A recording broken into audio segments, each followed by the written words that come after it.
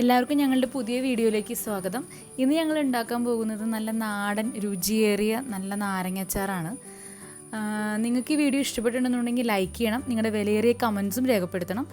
അച്ചാർ ഉണ്ടാക്കുന്നത് എങ്ങനെയാണെന്ന് നമുക്ക് നോക്കാം.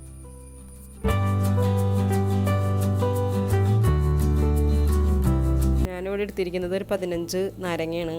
നമുക്കിത് പുഴുങ്ങിയെടുക്കാം. അതിനുവേണ്ടി ഇത്തിരി വെള്ളം അടപ്പത്ത് വെച്ചിട്ടുണ്ട്. അതിലേക്ക് ഇത്തിരി ഉപ്പും മഞ്ഞൾപ്പൊടി ഇട്ട് കൊടുക്കാം. വെള്ളം ഇവിടെ തിളച്ചിട്ടുണ്ട്. അതിലേക്ക് 1 സ്പൂൺ മഞ്ഞൾപ്പൊടിയും 1 സ്പൂൺ ഉപ്പും ഇട്ട് കൊടുക്കാം. അതിലേക്ക് നാരങ്ങ ഇട്ട് തീ കുറച്ച് ഇട്ടൊന്ന് അതിൻ്റെ ഒരു തൊലിയൊക്കെ ഒന്ന് വാടുന്നത് വരെ നമുക്ക് പുഴുങ്ങിയെടുക്കാം. നാരങ്ങ ഇവിടെ ഇട്ടിട്ട് ഇത് തൊണ്ടൊക്കെ വാടി തുടങ്ങിയതേൻ അപ്പോൾ തീ ഓഫാക്കി നമുക്കിത് ഇതിൽ നിന്ന് കോരിയെടുക്കാം. എന്നിട്ടത് ചൂടാറാൻ വയ്ക്കാം. ഈ ഒരു പാകമാവുന്നത് വരെയാണ് വാട്ടിയെടുക്കേണ്ടത്. ഇനി നമുക്കിത് ഒന്ന് തുടച്ചെടുക്കാം. ചൂടാറി കഴിയുമ്പോൾ ഒന്ന് തുടച്ചെടുത്ത് അരിഞ്ഞ് ഉപ്പ് തിരുമ്മി വയ്ക്കാം.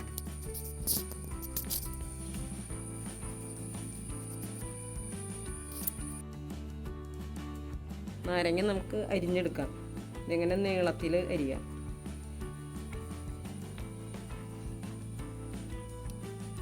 വലിയ നാരങ്ങ ആകുമ്പോൾ ഓരോന്നും ഒരു 3 കഷ്ണമാക്കാം. ഒരു മുറി ഇത് 3 കഷ്ണം. ഒരു നാരങ്ങേനെ 6 കഷ്ണമാക്കി മുറിച്ചെടുക്കാം. നമുക്ക് വലിയത് ചെറുതാണെന്നുണ്ടെങ്കിൽ അത് 4 കഷ്ണമാക്കിയാൽ മതി.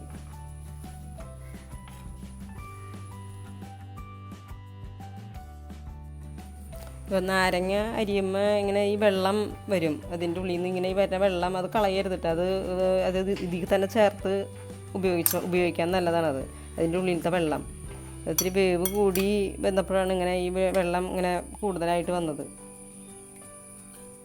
ഇനിയിപ്പോൾ നമുക്കിതിലേക്ക് ഉപ്പ് തിരുമ്മി വയ്ക്കാം. നാരങ്ങ അച്ചാറാണ്. അപ്പോൾ ഇത്തിരി ഉപ്പ് എപ്പോഴും ഇത്തിരി കൂടുതൽ നിന്നോട്ടെ. ഉപ്പ് കൂടുതൽ നിൽക്കുമ്പോൾ അച്ചാർ കേടാവാതെ ഇരുന്നോളും.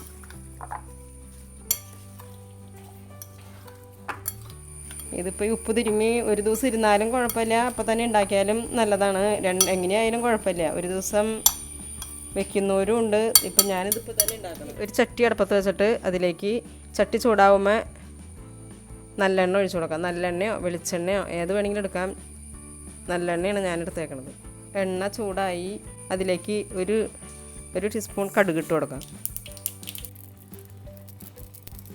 കടുക് പൊട്ടിക്കഴിയുമ്പോൾ ഒരു 3 വറ്റൽമുളക് മുറിച്ചിട്ട് കൊടുക്കാം. അതിലേക്ക് 2 തണ്ട് കറിവേപ്പില ചേർത്ത് കൊടുക്കാം.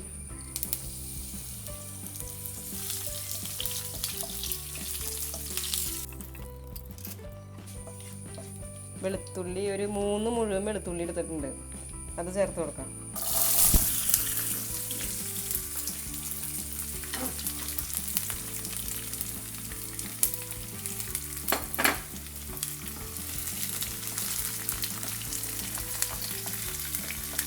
ഒരു 10-12 കാന്താരി മുളക് അരിഞ്ഞത് അതും കൂടി ചേർത്ത് കൊടുക്കാം.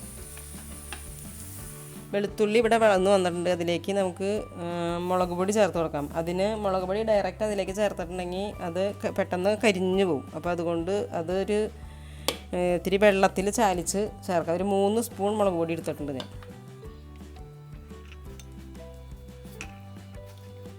ഇതേപോലെ ഒന്ന് ചാലിച്ചെടുത്തിട്ട് നമുക്കിത് ഈ വെളുത്തുള്ളിയിലേക്കാണ് ചേർത്ത് കൊടുക്കാം.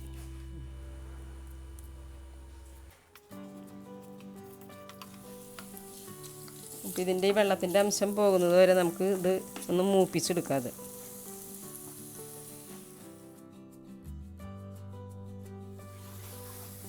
അപ്പോൾ ഇതിൻ്റെ പച്ചമണമൊക്കെ പോയിട്ടുണ്ട്. വെള്ളത്തിൻ്റെ അംശമൊക്കെ വറ്റി ഇതുകൊണ്ട് ഇതിലേക്ക് നമുക്കൊരു സ്പൂൺ ഉലുവാപ്പൊടി ചേർത്ത് കൊടുക്കാം.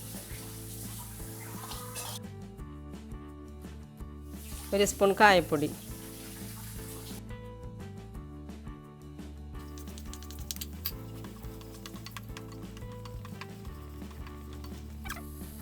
ഒരു 2 സ്പൂൺ ചൊറുക്ക ചേർത്ത് കൊടുക്കാം.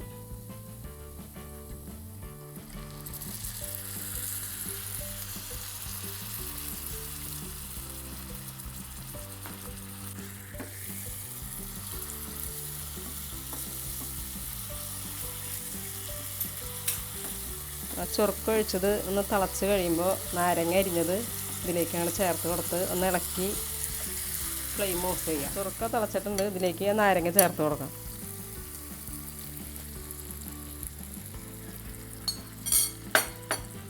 നാരങ്ങ ചേർത്ത് ഇനി ഫ്ലെയിം ഓഫ് ആക്കാം. ഇനി ഇതാവേണ്ട, ഇതൊന്ന് ഇളക്കി.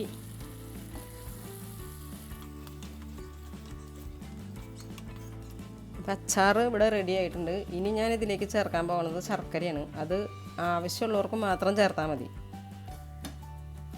മധുരം വേണമെന്നുള്ളവർക്ക് മാത്രം ഇത് ശർക്കര ചേർത്താൽ മതി. ഇനിയിപ്പോൾ നമുക്ക് ശർക്കര ഉരുക്കി എടുക്കാം.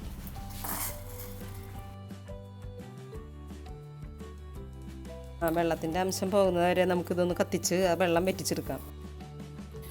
ശർക്കര ഉരുക്കാൻ വെച്ചേക്കണേൻ്റെ വെള്ളത്തിൻ്റെ അംശമൊക്കെ പോയി തുടങ്ങിയിട്ട് ഇത് ഇതേപോലെ ഒന്ന് കയ്യുമ്മയൊക്കെ ഒന്ന് തൊട്ട് നോക്കിയിട്ടുണ്ടെങ്കിൽ ഇതിങ്ങനെയൊക്കെ ഒന്ന് ഇങ്ങനെ ആവുന്നത്. ഒന്നും ഒട്ടും കയ്യുമ്മ ഒട്ടും ഇതേപോലെ. ശർക്കരയിലുള്ള കരടുകളൊക്കെ ഒന്ന് മാറ്റി കളയാൻ വേണ്ടി നമുക്കൊരു അരിപ്പയിൽ അരിച്ച് ഈ അച്ചാറിലേക്ക് ചേർത്ത് കൊടുക്കാം.